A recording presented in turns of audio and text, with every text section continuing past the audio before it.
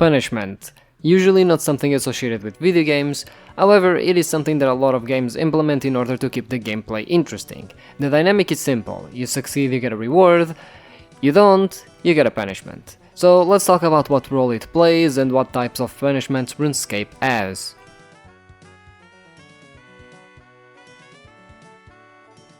While I call them punishments, in reality they are more like fail states. Essentially, whenever you attempt to do something in-game, you can have two outcomes. You succeed and get a reward, or you fail and get a punishment. The reason why this exists is to incentivize players to engage with content.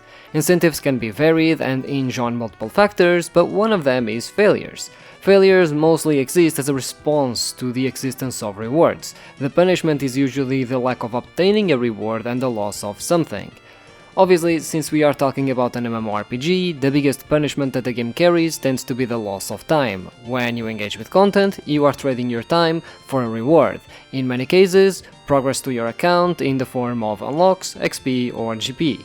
So, when you fail, you don't necessarily lose your progress, you just lose time.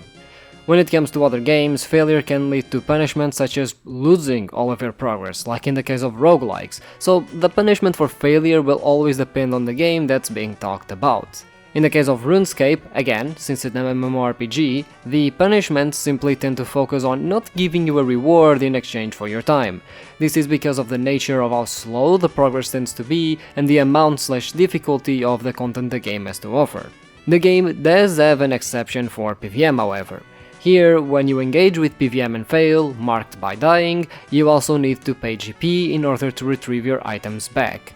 This is a punishment that, on top of not rewarding you in exchange for your time, also takes away something from you. The reason why this is the case is because the focus is on the GP you make. Jagex could easily change the entire system to not only charge your GP, but also to provide any items that you spent during the fight, such as potions or food. But since you have to gain is a pretty high reward, in this case a lot of GP, then the punishment is adjusted accordingly to also make you lose something related to GP. There is a nice sweet spot for this, which is why the amount of GP you lose when you die was nerfed to make it easier for players. The reward versus punishment needs to be well balanced to make it feel satisfactory. No player wants to play a game where the reward is very little and the punishment is very high, and games that have high reward but little punishment tend to be very boring. There's a sweet spot in the design that you have to achieve in order for players to feel satisfaction from the time that they spent doing the content. And by the way, just so we're clear, the reason why you pay GP upon dying isn't related to this alone. It also has to do with GP sinks and the economy balancing between the GP that's coming to the game from PvM and the GP that is leaving the game currently.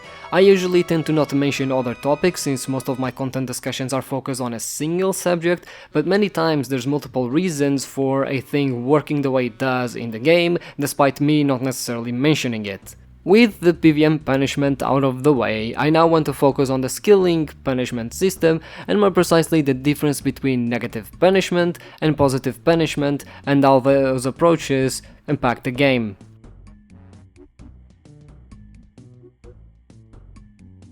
When it comes to skilling, since you don't run the risk of dying, the punishment needs to be dished out differently, obviously. The difficulty is way lower than PvM, but so is the reward. Therefore, there needs to be a different point of balance between the reward and punishment, since if you were to just smite a player every time they click a wrong tree, players would probably not enjoy their time in the game. Again, this has to do with high punishment, low reward, players don't have a lot of enjoyment. Which actually leads me to an interesting caveat. Technically speaking, Jagex could design skilling to have the same approach as PvM, and in fact when it comes to skilling bosses, especially the old school RuneScape ones, a lot of it hinges on what content has to offer and how difficult that content is. Croesses in RuneScape 3 is exactly like this. Despite being skilling, it is a skilling boss, so if you actually fail to meet especially the kill in a specific time, you die. However, aside from that, since most skilling is on the easier, laid-back side, the punishments also tend to be on that side. So how does Jagex, in the case of skilling, ensure that you are being punished if you simply can't die?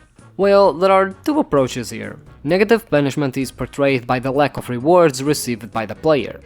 This is what Jagex has used for a long time due to multiple reasons, where if you simply aren't paying enough attention, you don't get rewards. Let's give an example. Old school RuneScape mining is still working on the resource competition design. Basically, rocks are all shared and only give one ore before depleting. In essence, this means that only one player will be able to get the ore every time. So the punishment here for not paying attention is to fail to acquire the resource, which leads to a loss of time with no positive outcome. You click on the rock, go AFK, and then someone mines it, gets the ore, and even might mine it again next time, and you return to a rock without any ores in the rock and without any ores in your inventory. There was a loss of time and no reward was gained. Positive punishment, on the other hand, came to change things. Positive punishment is portrayed by the lack of extra rewards gained. In essence, you always get a base reward for engaging with the content, but not paying attention punishes you with not getting any extra rewards, such as extra XP or extra resources. Let's give an example. Runescape 3 mining has changed to work on a more social skilling logic. The rocks are permanent and the extra XP you can obtain is instanced to you. This means that if you aren't paying attention and click on a rock, you still get a resource and XP for it, so you never really leave empty-handed. However, you are missing out on extra XP and resources that rock turnities in this case can provide. Forestry in old school RuneScape works much the same way. You can just click on a tree and AFK, but if you're not paying attention, the extra XP and resources that the forestry events can provide will not be earnable to you. These are usually the two approaches when it comes to punishments in skilling.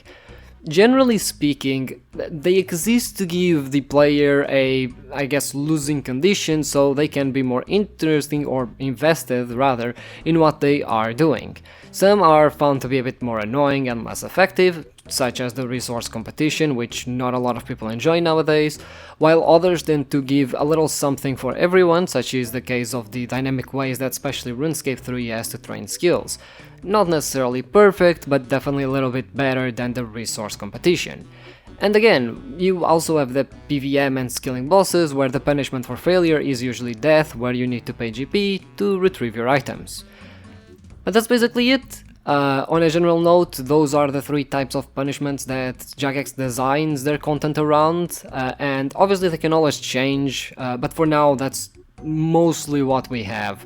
And as with all of my content discussion videos, I hope you learned something about the game, and I will see you in my next video.